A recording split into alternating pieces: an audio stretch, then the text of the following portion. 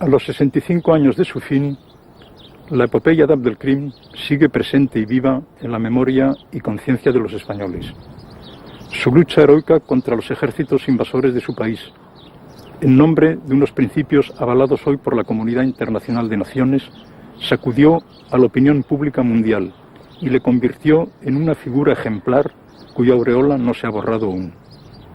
Sus enemigos, Franco, Mola, Sanjurjo, Yagüe, Millán Astray, Muñoz Grandes, forjaron precisamente en Marruecos el funesto plan de salvación de España que debía arruinar nuestras instituciones democráticas tras extender a la totalidad de la península los mismos métodos represivos experimentados con éxito en el Rif.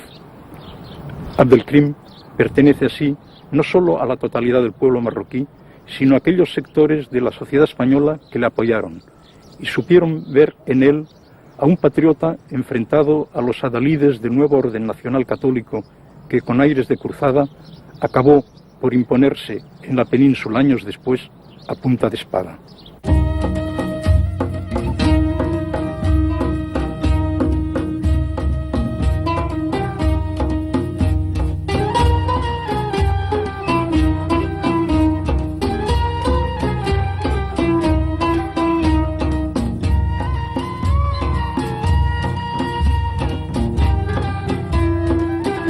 La situación periférica, o por mejor decir marginal, de España con respecto a los centros motores del imperialismo europeo podría habernos evitado cometer, en buena lógica, la tropelía histórica de las grandes potencias cuando procedieron a repartirse con un tiramillas el continente africano como si se tratara de un pastel.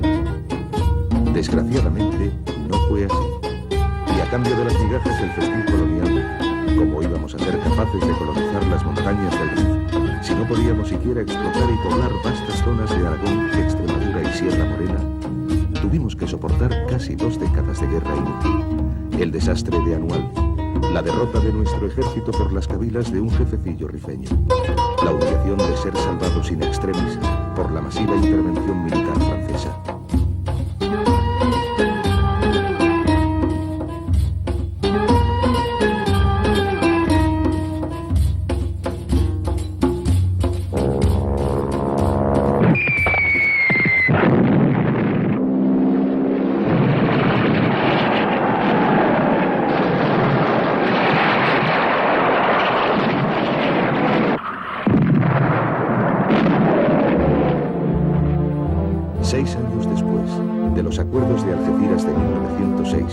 Que otorgaban a Francia y España competencias de orden político y fiscal en el imperio gericiano, Francia estableció, en virtud de un tratado con el sultán, su régimen de protectorado sobre la casi totalidad de Marruecos. Conforme al convenio hispano-francés de noviembre de 1912, nos fueron atribuidos unos 20.000 kilómetros cuadrados de zonas, en su mayor parte montañosas e improductivas, esto es, el 5% del territorio nacional marroquí.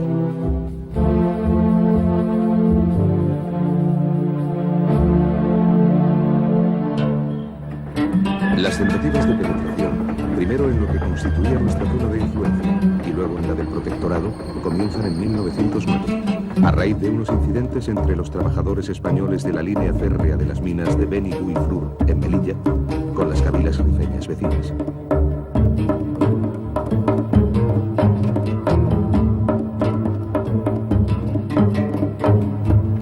Pese a la propaganda militar africanista, con ecos de la cruzada de Trim y O'Donnell, acerca de la supuesta vileza y ruindad de los rifeños, con quienes no era posible andar con contemplaciones, a la invocación de los derechos históricos y la obligación secular de europeizar África, y a aseveraciones como «El Rif será absolutamente nuestro cuando hayamos convertido en cenizas las hogueras llameantes de la fiera y primitiva alma berberisca», el impopular sistema de quintas, que eximía a los hijos de los ricos, mediante pago, de la obligación de ir a la guerra, mientras enviaba a los de los obreros y campesinos a lo que pronto sería un matadero, desencadenó una violenta oposición de los socialistas. Y en 1909, Pablo Iglesias decía: «No sería difícil ni extraordinario que algún reservista prefiriese apuñalar a un ministro antes que ir a matar gentes que defienden su patria, con el mismo valor con que los españoles defendieron la suya en 1808. No son en este caso los marroquíes, sino el gobierno, los enemigos del pueblo español».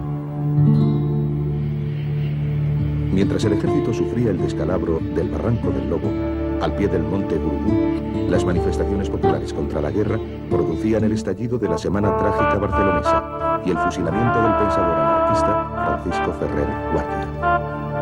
El encarnizamiento de la lucha y resistencia obstinada de los rifeños inducían a la opinión pública a plantear algunas preguntas difíciles de contestar. ¿Por qué han de ser los moros salvajes cuando atacan nuestras posiciones y hemos de ser nosotros heroicos cuando invadimos sus aduares y nos traemos como trofeo un centenar de cabezas chorreando sangre? Como observaba acertadamente Julián Besteiro, situando el problema en marco más vasto, Europa, con su política colonial, realiza tremendos crímenes. Cuando un pueblo pequeño, débil y atrasado, quiere levantarse de su postración, Europa no se lo permite.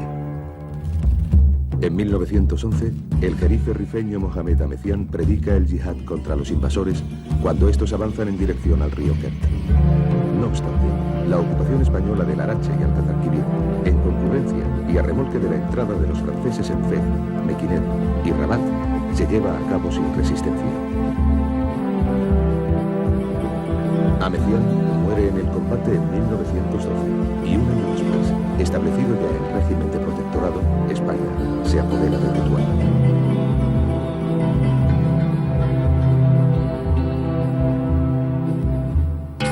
Ahmed el Raisu, el gran señor feudal de la Yebala, había facilitado la penetración del ejército al mando del entonces coronel Silvestre en las cabilas de la zona atlántica. Pero pronto surgieron desavenencias entre ambos por cuestiones de competencia y prestigio. En una célebre entrevista con Silvestre, el Raisuni le había puesto en guardia: «Tú y yo formamos la tempestad. Tú eres el viento furioso, yo el mar tranquilo. Tú llegas y soplas irritado, y me agito, me revuelvo, estallo en espuma. Ya tienes ahí la borrasca. Pero entre tú y yo hay una diferencia, que yo, como el mar, jamás me salgo de mi sitio, y tú, como el viento, jamás estás en el tuyo».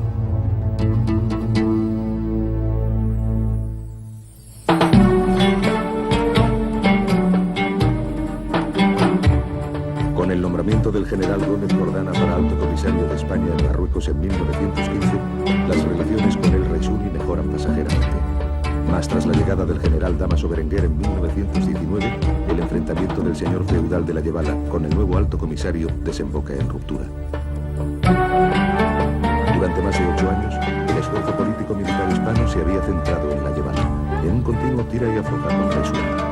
En 1920, al ocupar el puesto de comandante general de Melilla, Silvestre decide reactivar el frente oriental, aprovechando el hambre y la miseria de las cabilas después de varios años de sequía. Su visita a Alfemas, para entrevistarse con los notables rifeños, se convierte en un ultimátum, pese a los deseos de paz de sus interlocutores. Poco después, desatendiendo a las advertencias del nuevo jefe de la importante cabila de los Beni Riadel, las tropas españolas cruzan el río Amecrán. Es el comienzo de la epopeya de Abdelkrim.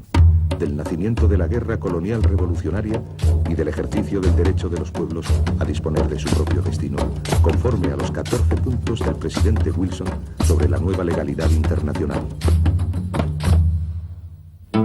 El rifeño más famoso de la historia, hijo de Sir Abdelkrim Ben Mohamed, cadí de la importante cabila de los Beni Riegel, nació en Astir en 1882.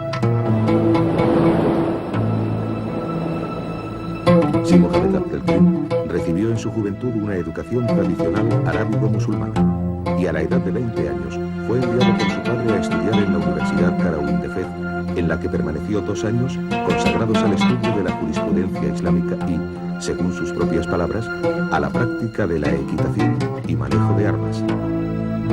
De vuelta a la cabina, aceptó el puesto de profesor en una escuela para marroquíes de Melilla. Colaboró en el diario El Telegrama del Rif y fue nombrado más tarde cadí o juez de la Oficina de Asuntos Indígenas. Su carrera en la administración hispana parece prometedora, pero las sospechas de las autoridades militares sobre sus ideas políticas se ven confirmadas en 1915 en el curso de un interrogatorio en el que proclama su fe en la grandeza del pueblo musulmán y la independencia del Rif no ocupado, así como su oposición al protectorado francés impuesto a Marruecos.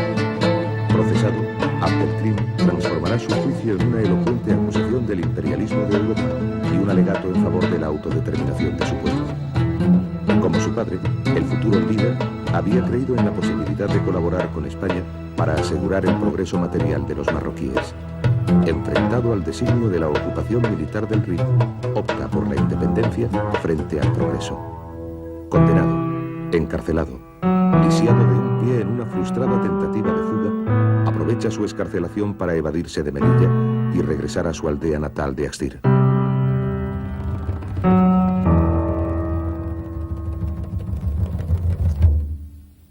En 1920, a la muerte de su padre, es reconocido como jefe del movimiento de resistencia por la mayoría de las cabilas de su país. Pese a una derrota inicial sufrida en Amarrán, una columna de soldados españoles venida de Anual se establece en junio de 1921 en Igueriben, pero es sitiada poco después por los rifeños. Los nuevos refuerzos enviados por Silvestre para romper el cerco tuvieron que replegarse a su punto de partida. Las tropas asediadas, agotadas sus reservas de armas y víveres, intentaron una salida desesperada que concluyó en exterminio. Solo 11 hombres pudieron alcanzar el puesto de mando del ejército en Anual.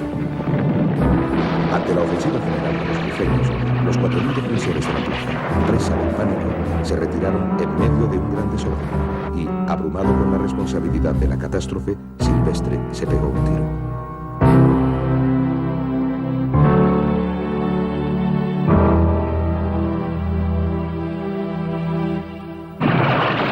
Cuando se propagó la noticia de lo ocurrido, todas las cabilas rifeñas se unieron ante el crimen. El general Navarro reunió a las tropas en desbandada en Monte Arruit. Pero el avance de Abdelkrim es imparable. Tras ocupar Nador y Celuán, pone cerco a Monte Arruit, en donde se habían concentrado los fugitivos de Anual y de los demás puestos abandonados.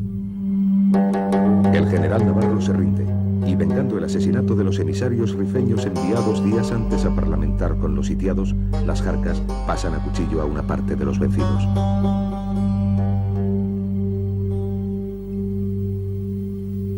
Junto a centenares de presos, Abdelkrim ha capturado 100 y pico de cañones, 300 ametralladoras, miles de fusiles, así como camiones, coches y material de transmisiones con los que modernizará sus Jarcas. 3.000 rifeños mal armados han derrotado a un ejército colonial de 10.000 hombres. El Rif ha sido liberado y los colonialistas permanecen encerrados en su viejo bastión de Melilla.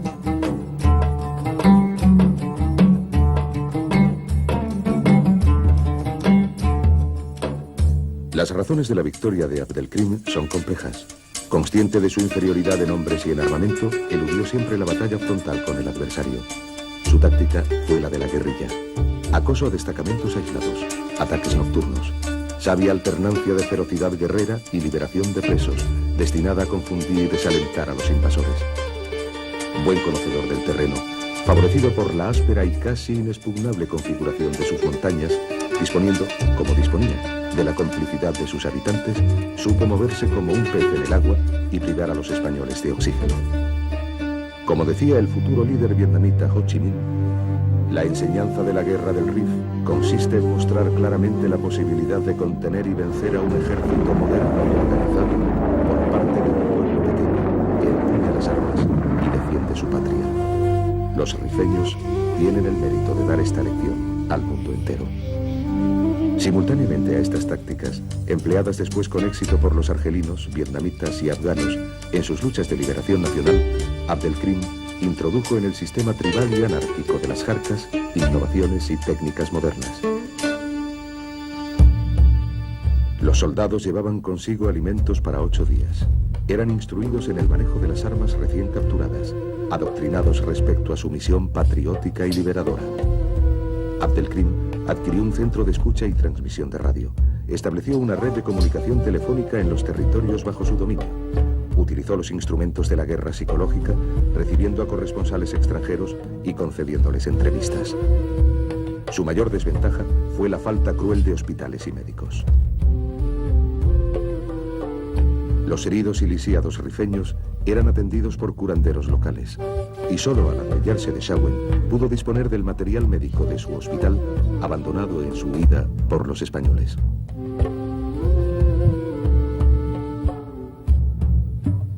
La estrategia revolucionaria de Abdelkrim no fue solo de orden militar, sino también social, administrativo y político.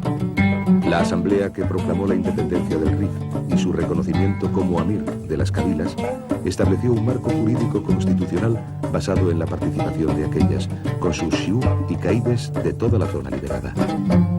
La sede del órgano supremo de gobierno en Axdir se llamaba Mahkama, y de él dependían otras 4 sedes de gobierno administrativo y militar, encargadas asimismo de la aplicación de la justicia conforme a la Sharia. El Estado rifeño estaba dotado de un poder ejecutivo ejercido por un consejo de ministros y de un poder legislativo, el de la Yemá. Abdelkrim suprimió la costumbre tribal de resolver los conflictos familiares mediante venganzas que diezmaban a la población de las cabilas. Hizo demoler las torrecillas o bastiones construidas junto a cada casa para disparar contra el clan enemigo. Prohibió el porte de armas con munición fuera de los campos de operación militar. Abolió el rapto de muchachas, común entre los enjaya, las mutilaciones corporales a los culpables de robo y las prédicas antijudías. En el campo administrativo, garantizó la seguridad de los bienes y vías de comunicación. Reguló un nuevo sistema de impuestos. Intentó elaborar un censo de la población y una reforma agraria destinada a confiscar las tierras de los notables que colaboraban con España para su distribución entre los rifeños pobres. Su concepción jurídico-estatal aunaba así, como señala María Rosa de Madariaga, la tradición y la modernidad. El desastre de Anual conmovió profundamente a la sociedad española. Mientras las fuerzas democráticas, el PSOE, la CNT y el pequeño Partido Comunista acentuaban la presión popular contra la guerra, un núcleo de jefes y oficiales encabezados por Franco y Millán Astray impusieron a los sucesivos altos comisarios nombrados por el gobierno la intensificación de la lucha.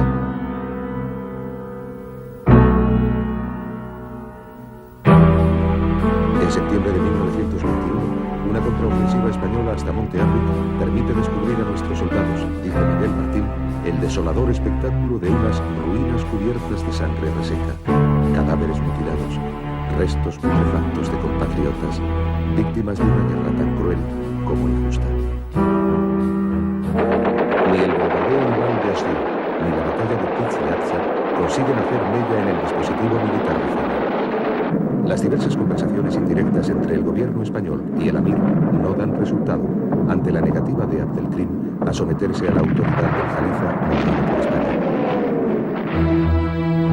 Con la toma del poder por el general Primo de Rivera, las posibilidades de una paz negociada parecen reales. El jefe del directorio militar, conocido por su oposición a la aventura colonial africana, ha admitido ante un corresponsal extranjero: Abdelkrim nos ha derrotado. Posee las ventajas inmensas del terreno y del fanatismo de sus seguidores. Nuestras tropas se hallan agotadas por una guerra que ha durado años. No ven por qué tienen que luchar y morir por un pedazo de territorio sin valor alguno. Conforme a sus convicciones, inicia conversaciones secretas con el líder independentista y le propone la autonomía de la Malaca rifeña.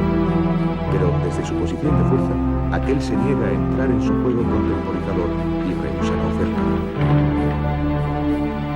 Cuando Primo de Rivera visita Melilla, la acogida hostil de los oficiales del Tercio y el brindis amenazador de Franco le obligan a dar marcha atrás. En 1924, Abdelkrim extiende sus operaciones a la Llévala.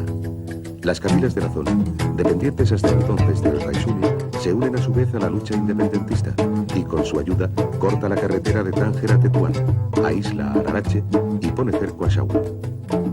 La caída de esta ciudad será el último gran revés del ejército colonial español. Miles de muertos, heridos y prisioneros, pérdida de grandes cantidades de armas modernas y material militar. Ante las proporciones de la derrota, Francia se ve obligada a intervenir. El ejemplo del Rif amenaza con extenderse a todo Marruecos y pone en peligro su protectorado. Con el pretexto de la ocupación por Abdelkrim de la cabila de Beni Serwal, que, según los franceses, formaba parte de la zona, en verdad imprecisa, atribuida a Francia en 1912, el gobierno de París decide coordinar su acción militar con España. Tras la conferencia de Madrid en junio de 1925 y la visita del mariscal Pétain a Tetuán, los dos ejércitos emprenden una ofensiva destinada a pillar a Abdelkrim entre dos fuegos. El desembarco victorioso en la bahía de Alhucemas el 8 de septiembre constituye el elemento decisivo en la última fase de la guerra. Mientras los españoles, con el apoyo aéreo francés, ocupan Astir e incendian la casa natal de Si Mohamed, los franceses recuperan las zonas perdidas entre Taza y Fez durante el ataque por sorpresa de los rifeños. En otoño de 1925, los aliados han reunido un ejército de 280.000 hombres apoyados por tanques, una poderosa artillería y 44 escuadrillas de aviación. La ofensiva de Pétain se inicia con una serie masiva de bombardeos aéreos destinados a aterrorizar a la población. Según las propias fuentes militares francesas, la Escadrille Sélección realizaba un promedio de 410 misiones diarias. Las naciones civilizadas, dice con amargura el jefe Lucena, vienen a civilizar con aviadores. Matan a seres indefensos y los matan impunemente. Literalmente anegado por dos ejércitos bien pertrechados, Abdelkrim tuvo que rendirse a los franceses el 27 de mayo de 1926 y fue desterrado a la isla de la Reunión, en donde permaneció 21 años hasta su evasión a Egipto y continuación de su lucha por otros medios en favor de un Magreb árabe.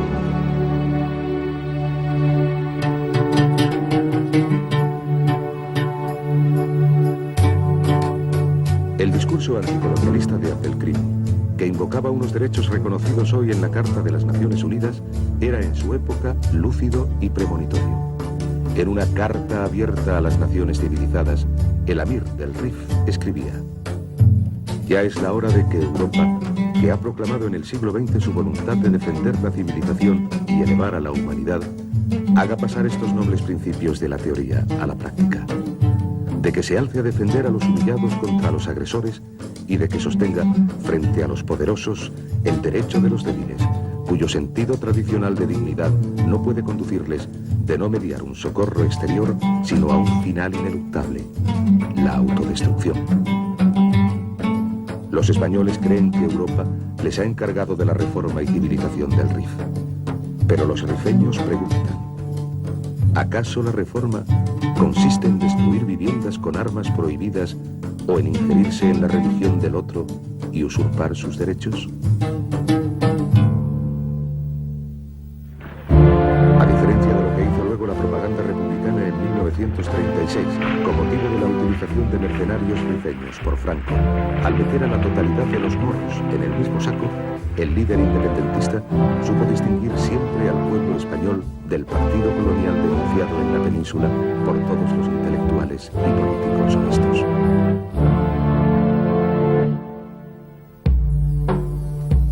Como podemos advertir hoy con la perspectiva del tiempo, la acción de Abdelkrim se inscribía en un triple marco: rifeño, marroquí y norteafricano.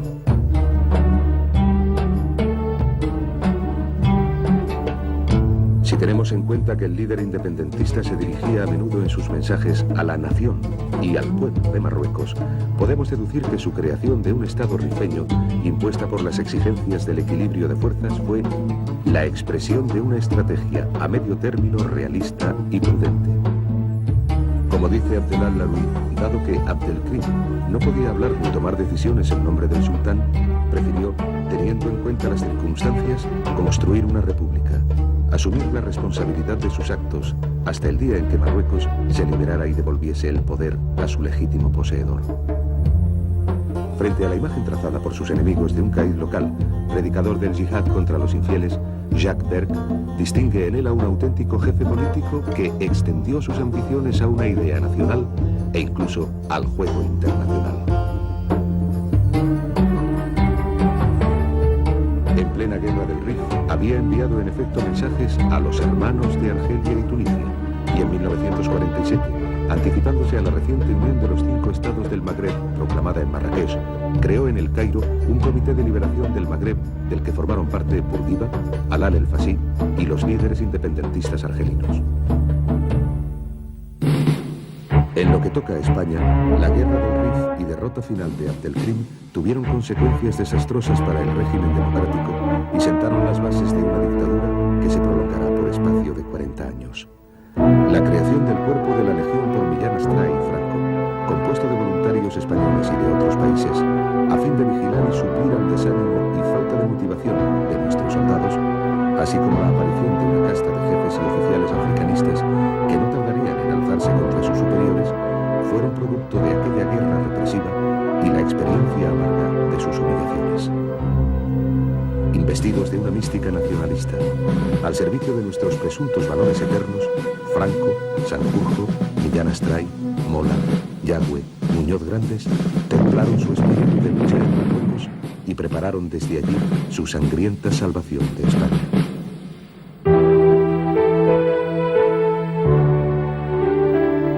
A la matanza de rifeños, durante y después de la guerra, seguiría la de los propios españoles. Ninguna ilustración mejor del axioma, conforme al cual no será jamás libre el pueblo que, por una u otra razón, consienta en oprimir y aplastar la libertad de otro pueblo.